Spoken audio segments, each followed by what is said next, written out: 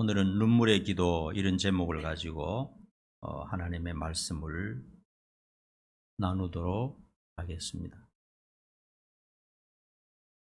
지금은 우리 모두가 하나님 앞에서 겸손한 마음으로 기도할 때입니다. 돌이켜보면 우리의 기도가 너무나 부족했다 하는 생각을 하게 됩니다. 성도라는 이름은 가졌지만은 하나님 앞에 절실하게 기도하지 않고 살아온 날들이 얼마나 많은가 하면서 회개하는 마음을 가집니다. 이태원에 156명의 젊은이들이 목숨을 잃었습니다. 이유가 무엇이든 또 누구의 잘못을 따지기 전에 우리는 한 마음으로 기도할 필요가 있다, 이렇게 생각합니다. 특별히 귀한 자식들을 잃고 슬픔에 빠져 있는 부모들을 마음으로라도 위로해 주며 기도해 주어야 되겠습니다. 어려움에 처한 사람들을 어떻게 도울 방법이 없어요. 누구라도 도울 방법이 없습니다. 그 상처난 마음을 위로해 주고 도와줄 방법이 없습니다. 그러나 하나님의 자녀들인 우리들은 기도로서 도와줄 수 있어요. 하나님께 부탁해서 기도로서 도와줄 수가 있습니다. 그래서 하나님의 도우심을 간절히 바라면서 위로와 치유가 있기를 위해서 하나님 앞에 우리가 기도해야 됩니다. 또 한 가지 우리가 기도하던 것 중에 반가운 소식은 어제 봉화, 아연, 채굴, 광산, 매몰, 광부, 이명이 10일 만에 그 구조대원들의 필사적인 노력으로 인해서 무사하게 생還했다 하는 반가운 소식이었습니다. 아마도 그들의 구조를 위해서 많은 사람들이 눈물로 기도했을 것입니다. 그래서 반가운 소식이고, 그래서 우리는 이런 연이은 사건들을 보면서 겸손히 우리 자신을 돌아보며 종말론적인 신앙으로 무장을 해야 하겠다 하는 것입니다. 그리고 여러분, 인간이라는 것이요, 참 이런 사건을 보면서 참 아무것도 아니구나, 풀고 갔구나 하는 성경의 말씀이 맞다는 생각이 듭니다. 인생이 아무것도 아니고 그 영화롭다고 하고 자랑하던 것이 순식간에 이슬처럼 날아가 버린 그런 모습을 우리가 볼 수 있습니다. 또한 우리들도 한평생을 살다 보면 언제 어떤 일을 맞이할지 아무도 모릅니다. 우리에게 어려움이 당할 때 우리가 할 수 있는 것이 별로 없다는 것을 알 수 있어요. 도울 수 있는 분은 하나님밖에 없고, 그래서 하나님 앞에 엎드려서 울면 조금이라도 위로가 되고 조금이라도 길이 열린다는 것을 기억을 해야 되겠습니다. 오늘은 히스기야가 병에 걸려서 사형 선고를 받은 뒤에 하나님께 눈물로 매달려서 호소하는 그런 내용이 되겠습니다. 히스기야는 이스라엘의 참 위대하고 훌륭한 왕인데 그가 사형 선고를 받았을 때 세 가지 이유를 들면서 하나님 앞에 살려달라고 호소를 했어요. 첫 번째는 죽기에는 너무나 젊다는 겁니다. 히스기야 왕은 이제 40대 초반 정도밖에 안 됐는데 아직도 할 일이 많은데 너무 빨리 이렇게 생명을 참 잃는 것은 너무나 안타깝다. 이렇게 해서 하나님, 제가 아직 젊은데 제 생명을 살려주십시오. 제 생명을 연장시켜 주십시오. 이렇게 죽을 병에 걸려서 사경을 헤매면서도 하나님의 손길을 바라면서 기도하는 것을 볼 수가 있습니다. 두 번째는 그가 기도하는 이유가 뭐냐? 눈물로 기도하는 이유가 그는 아직도 자녀가 없었어요. 대를 이을 왕자가 없었어요. 종묘사직이 끊어지게 되었습니다. 이스라엘의 다윗의 왕가가 지금 끝장날 판에 있는 것입니다. 굉장히 참 위험한 것이고 두려운 것이죠.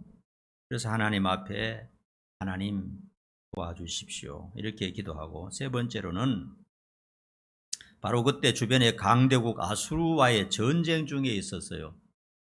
만약에 왕이 죽는다면은 나라는 풍전등화가 될 것이고 백성들은 도탄에 빠지고 나라는 망하게 될 것입니다.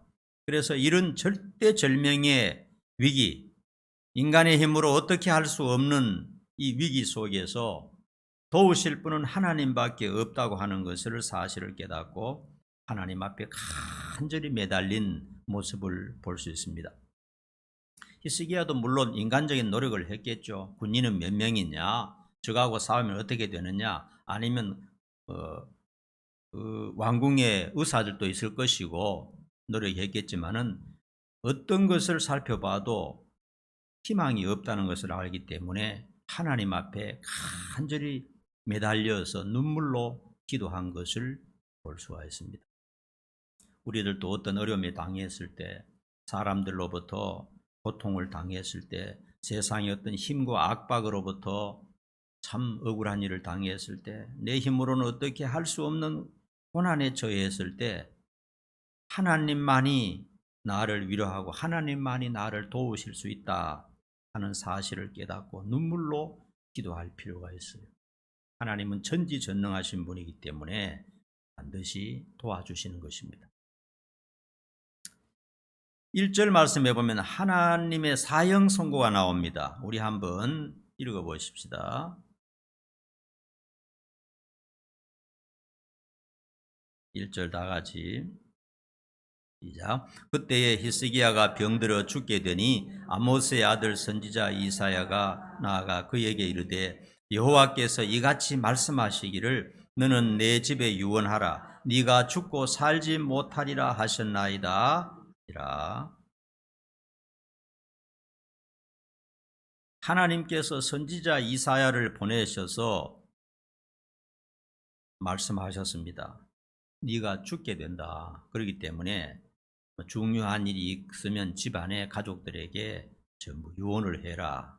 이렇게 하나님께서 최종 선고를 하셨어요. 사람이 죽고 사는 것은 사실 하나님의 손에 달린 것이거든요.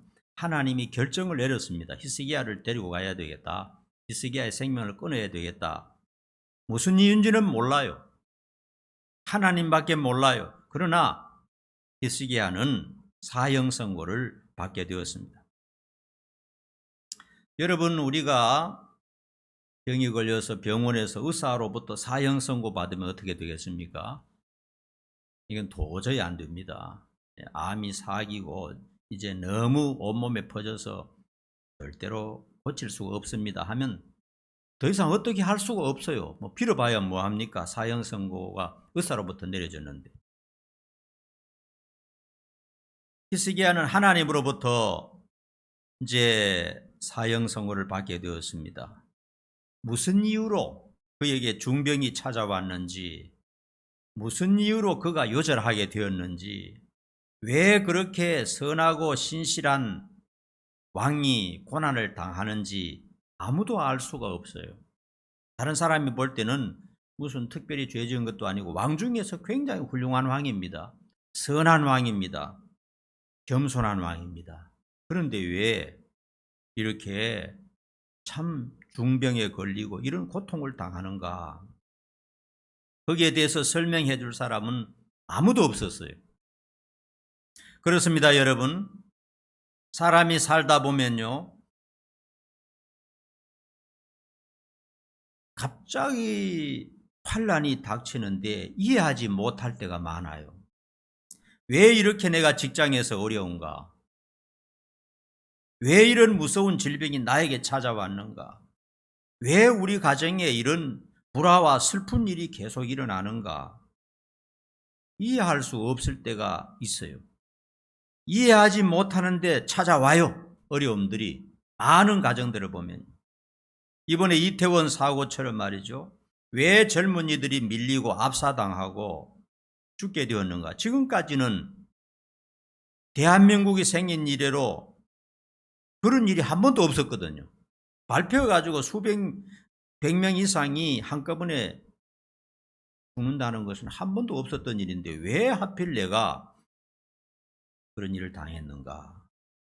아무도 알 수가 없는 것입니다. 지금 뭐 경찰 책임이니 대통령 책임이니 뭐 누구 책임이니 아무리 떠들어봐야 무슨 의미가 있습니까? 죽었던 아이들이 돌아옵니까? 쓸데없는 짓을 하고 있는 거거든요. 우리 믿는 사람들은 모든 거 스탑하고 그냥 하나님 앞에 겸손히 그냥 기도하는 것밖에 없어요. 다만 그 부모들이 위로가 되고 치료가 되고 어떻게 하든지 참 이길 수 있도록 도와달라고 하나님 앞에 기도하는 것, 그거밖에 없어요. 여기에 대한 해답을 주실 분은 하나님밖에 없어요. 경찰 뭐 청장 깜빵 집어넣는다고 무슨 해결이 됩니까? 아무 해결이 되는 게 아니에요.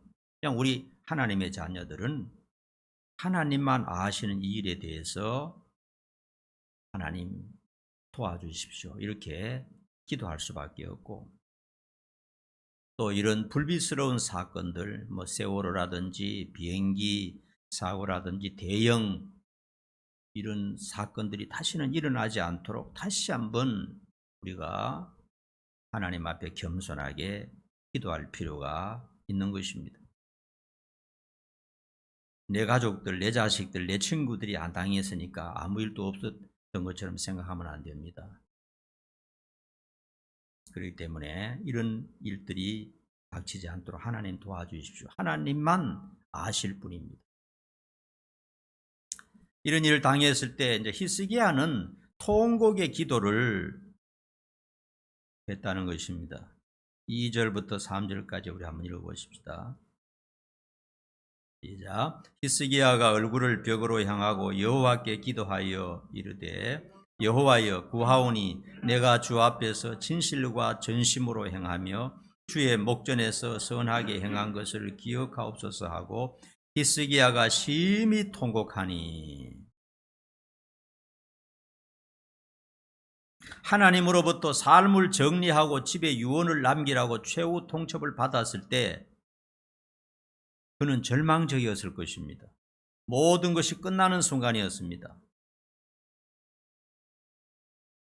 그런데 어쩌면 그의 죽음은 하나님의 계획이었고 하나님의 뜻이었어요.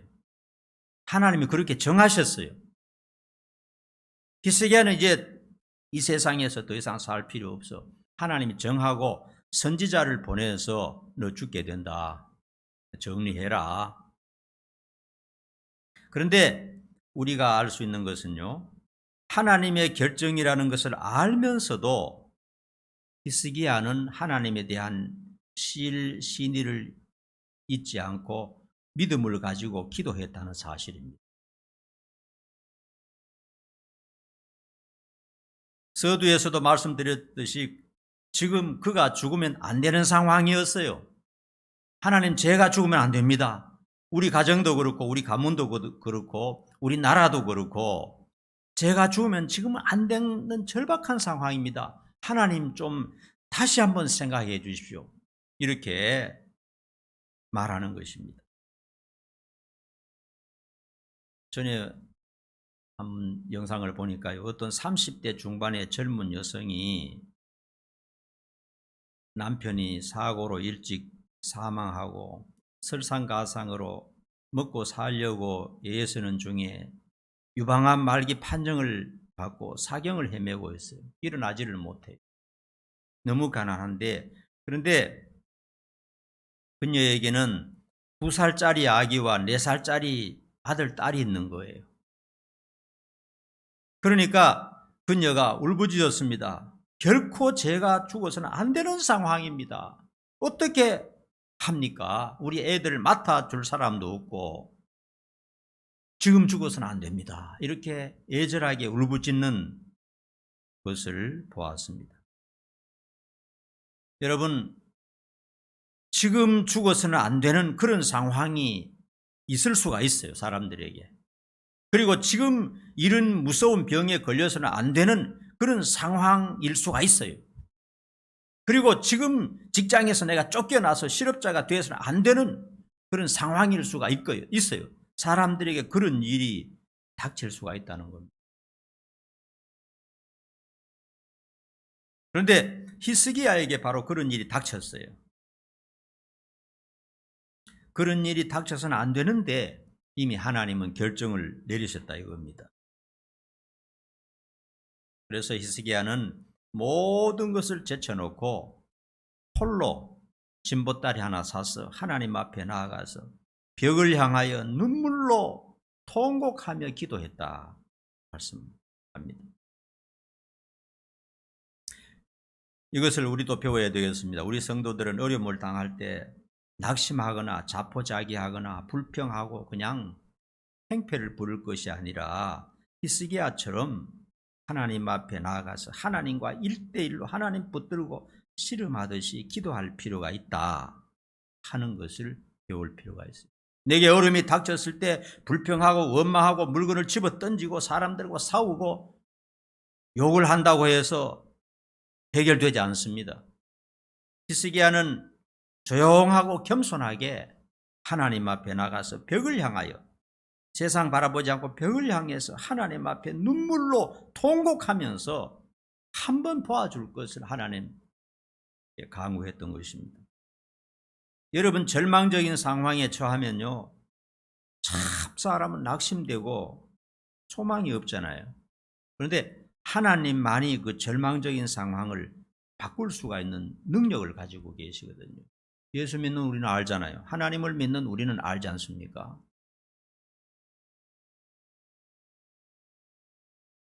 그래서 우리들도 작은 일이든 큰 일이든 어떤 어려움을 당했을 때 나를 사랑하시는 하나님을 붙들고 간절하게 도움을 구해야 됩니다. 분명히 이것은 기도해야 될 문제인데 알면서도 기도하지 않고 우왕좌왕하고 원망 불평만 한다면 스트레스가 점점 더 세게 되는 것입니다. 하나님은 다 알고 계십니다. 하나님은 나를 도와주실 수 있습니다. 하나님은 빛이십니다. 하나님 모든 것을 바꾸실 수 있는 능력이 계십니다. 강한 자를 엎드러뜨리시게 하실 수 있고 약한 자를 살리시는 능력을 가지고 계십니다. 아버지여 도와주십시오. 히스기야처럼 이렇게 통곡하며 눈물로 전심을 쏟아서 기도하는 것이 성도들에게 꼭 필요한 것입니다. 그럴 때 신호가 올 수가 있는 것입니다. 성경 한 군데 보십시다. 시편 46편 1절하고 50편 15절을 우리 한번 같이 보십시다. 읽습니다. 하나님은 우리의 피난처시요 힘이시니 환난 중에 만날 큰 도움이시라. 환난 날에 나를 부르라. 내가 너를 건지리니 네가 나를 영화롭게 하리라. 하나님은 분명히 말씀을 하셨어요. 환난 날에 피난처가 되신다. 그리고 네가 어려움 당할 때 나를 불러라. 아버지라고 불러라. 하나님 도와달라고 불러. 하나님 살려달라고 불러. 그러면 내가 너를 건져주겠고 너는 나를 영화롭게 할 것이다. 분명히 약속하셨습니다. 꼭 기억하시기 바랍니다. 그렇게 히스기야가 1시간을 기도했는지 하루를 기도했는지 3일을 기도했는지 모르겠는데 하여튼 만사 제쳐놓고 벽을 향해서 하나님 한 분 붙들고 눈물로 통곡하면서 도와달라고 기도했을 때, 그리고 참 절망적인 상황에서 이미 하나님의 뜻은 히스기야가 생명이 끊어진다는 것이 가정되었음에도 불구하고 히스기야가 하나님 앞에 기도했을 때 하나님의 응답이 오게 된 겁니다. 4절에서 6절 말씀 우리 보십시다.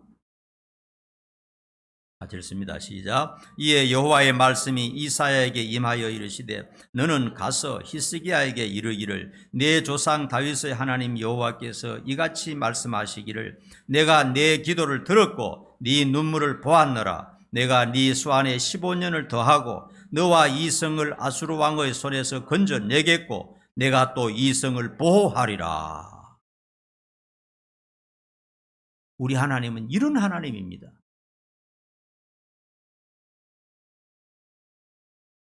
그의 눈물의 통곡에 그의 진심 어린 마음을 보시고 하나님은 즉시로 응답하셨다 하는 것입니다.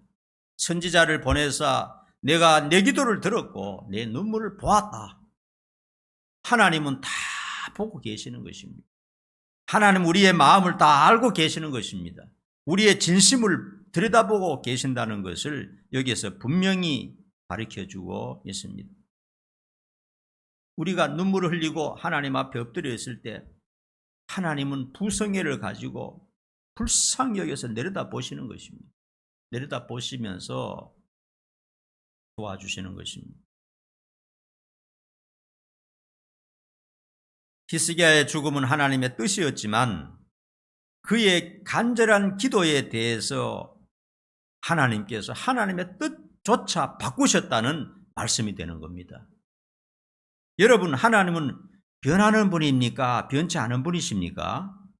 하나님은 변치 않은 분이십니다. 하나님의 계획은 영원하시거든요. 그런데도 불구하고 그 자녀들의 진심 어린 기도에 대해서 하나님이 마음을 바꾸신다는 것이에요. 하나님의 계획과 뜻조차 바꿔진다는 겁니다. 그 자녀들이 간절하게 기도할 때. 얼마나 놀라운 일입니까? 그리고 인간이 어찌할 수 없는 문제를, 큰 문제를 놓고 하나님 앞에 매달릴 때 하나님은 기뻐하신다는 것이죠.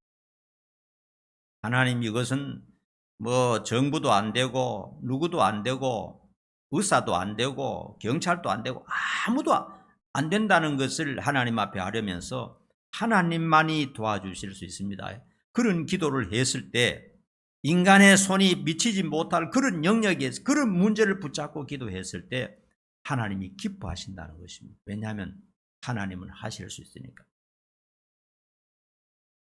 마치 사랑하는 자녀들이 눈물로 부모에게 호소할 때 마음 아파하는 것과 같아요. 이번에 이태원에 보니까 그 부모들이요, 참 내가 잘못해서 그렇다 이런 심정을 가지는 거예요. 사실은 부모가 잘못한 게 아닌데 내가 조금 이렇게 했으면, 내가 조금 붙들었으면, 내가 어떻게 했으면 내가 잘못했다. 부모 내가 잘못돼서 자식이 이런 고통을 당한다. 부모들의 마음이 다 그런 거예요. 지가 잘못해서 그런 고통을 당한다 하는 부모가 없었어요. 전부 부모인 우리가 잘못했다. 여러분, 그것이 부모의 마음이거든요. 자녀들이 좀 어려움 당하고 자녀들이 좀 비실거리고 자녀들이 질병에 걸리고 자녀들이 참 시험에 떨어지고 할 때 부모는 자기 자신을 돌아보는 겁니다. 저놈이 잘못해서 그런 게 아니고 우리가 다 잘못했다. 이런 부성애, 모성애를 가지고 있는 것이 부모거든요. 하나님 역시 한없는 부성애를 가지신 우리의 아버지라는 사실입니다. 예수님께서 말씀하셨어요. 하나님은 너희 아버지니까 아버지라고 불러라 말씀하셨어요. 한없는 부성애를 가지고 우리의 눈물을 들여다보시며 우리의 마음을 아파하는 것을 보시는 그런 분이라는 것을 알아야 됩니다. 히스기야에게 기도를 들으시고 응답해 주신 것을 볼 때 하나님 아버지의 마음을 우리가 너무나 잘 알 수 있습니다. 그래서 하나님께서는 세 가지 히스기야의 그 걱정했던 마음에 있는 것을 응답을 약속하셨어요. 지금부터 내 생명을 15년 연장시켜 주겠다. 그 사이에 대를 이을 자식도 주셨고요. 그리고 아수르를 물리쳐도록 도와주겠다. 하나님께서 응답을 해 주셨습니다. 지금은 우리 모두가 간절히 기도할 때입니다. 이런 어려움들을 국가적으로 당했을 때 누구의 책임이냐 그렇게 말할 필요가 없이 어쩌면 내 책임일 수도 있고 하나님께서 나에게 경고하시는 메시지가 될 수도 있다 하는 사실을 깨닫고 기도해야 됩니다. 이번 참사에 희생한 유족들을 위해서 해줄 수 있는 것이 기도밖에 없어요. 가서 뭐 조문한다고 해서 위로가 되는 것도 아니고, 우리는 하나님 앞에서 기도할 수 있습니다. 하나님, 그들을 한번 도와주십시오. 여러분, 한 번이라도 기도해 주시기 바랍니다. 물론 지금까지 기도 안 했겠죠? 뭐냐면 내가 사는 게 너무 바빠가지고 한 번이라도 하나님, 그들 한번 내려다 보아주시고 도와주십시오. 이렇게라도. 여러분, 우리가 믿는 자로서 주의해야 될 가지가 하나 있습니다. 사자를 위해서는 우리가 아무것도 할 수 없다는 겁니다. 그러니까 죽은 사람을 위해서는 기도할 수가 없어요. 명복을 빈다든지 하나님 좋은 데 보내주십시오 한다든지, 죽은 사람의 어떤 그 변화를 일으키기 위해서 우리는 말하거나 기도할 수가 없어요. 왜냐하면 죽은 사람은 더 이상 변화가 없어요. 생명의 끊어짐으로 더 이상 그 사람에게는 변화가 없습니다. 불교 같은 데서는, 혹은 또 천주교 같은 데서는 사자를 위해서도 기도하면 그 죽은 자가 어떤 변화를 일으킨다 하는 것으로 하지만, 성경에는 그런 게 없어요. 우리가 기도하는 것은 뭡니까? 그 죽은 사람을 위해서, 애달파하는 사람을 위해서 기도하는 겁니다. 그래서 우리가 혹시라도 죽은 사람을 찾아가서 애도할 때도 죽은 분이 좋은 데 가기를 바랍니다, 이런 식으로 하는 게 아니고, 유감입니다, 아니면 참 애도합니다, 아니면 참 슬픕니다, 이런 식으로 그 시신 앞에서 괴로워하는 사람을 위로하는 것이고, 그 사람을 위해서 기도하는 것이에요. 그래서 기도로 그의 부모들과 그의 유족들을 도울 수가 있는 것입니다. 아울러서 나라와 민족을 위해서도 기도하며 다시는 이런 재앙들이 일어나지 않도록 우리 성도들이 힘을 모아서 기도해야 됩니다. 더 나아가 우리 자신, 그리고 사랑하는 가족, 친척들, 성도들을 위해서도 가끔 기도할 필요가 있습니다. 매일 기도하지는 못하겠지만 매일 기도하면 제일 좋겠죠, 간단하게라도. 그러나 일주일에 한 번씩이라도 내 자신은 물론이고 사랑하는 가족들 이름 불러가면서 또 친척들, 부모님들, 성도들을 위해서 기도할 필요가 있는 것입니다. 히스기야는 죽음 앞에서 진심 어린 눈물의 기도를 드림으로 하나님의 마음을 바꾸는 역사를 일으켰습니다. 응답을 받은 것입니다. 우리의 기도 역시 하나님이 들으시고 보시고 응답해 주시는 것을 믿고 앞으로 기도하면서 사는 우리 모두가 될 수 있기를 간절히 축원합니다. 기도하겠습니다. 자비로우신 아버지 하나님, 히스기야는 사형 선고를 받을 만한 중한 병에 걸려서 생명이 끝날 지경에 이르렀지만은 하나님 앞에서 매달리며 간절히 기도했고, 하나님께서는 그의 눈물을 보시고 그의 기도를 들으시고 응답해 주셨습니다. 우리 역시 하나님의 자녀입니다. 사랑받는 하나님의 자녀입니다. 우리가 어떤 일을 당했을 때, 혹은 또 다른 사람이 어려움을 당한 것을 보았을 때 이와 같이 진심으로 기도할 수 있는 저희들이 되도록 도와주옵소서. 예수님 이름 받들어 간절히 기도하옵나이다. 아멘.